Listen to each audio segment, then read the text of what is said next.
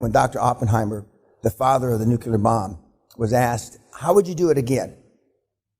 Because not dissimilar, they're trying to follow a similar model to find a cure for corona as they did, not for the other past diseases, because the other past diseases took years to get vaccines, etc. But they came up with an atomic bomb in about 20 months. And he says controlled stress, Dr. Oppenheimer said.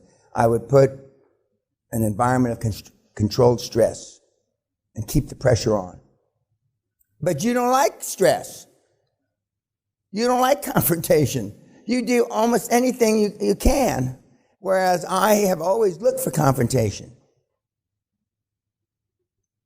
When I went back to university after I had flunked out 3 times and spent 4 years in the military, and I came back, I used to challenge my professors. And I had one professor, Dr. Raby was his name, Rabbit Raby, I called him.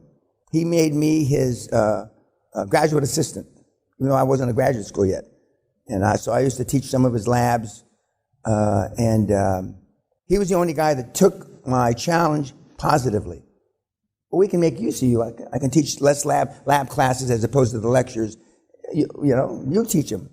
Just stay 1 or 2 chapters, preferably 2 chapters ahead, and you're going to be a great college professor. I didn't believe that until this is, I was only 3 or 4 years older than the students. This is easy peasy. And then I found out how much money college professors made. I said, Dr. Raby, what are you, nuts? But he had been executive VP, the number 3 guy at United States Steel moons ago, got a PhD at Stanford, and retired with, I don't know, $8 or $10 or $12 million at that time from his retirement plan. And he wanted to go back and teach. And if I remember correctly, his granddaughter or daughter lived near CSUN. So he took a college position there, and he ultimately became chairman. Stress.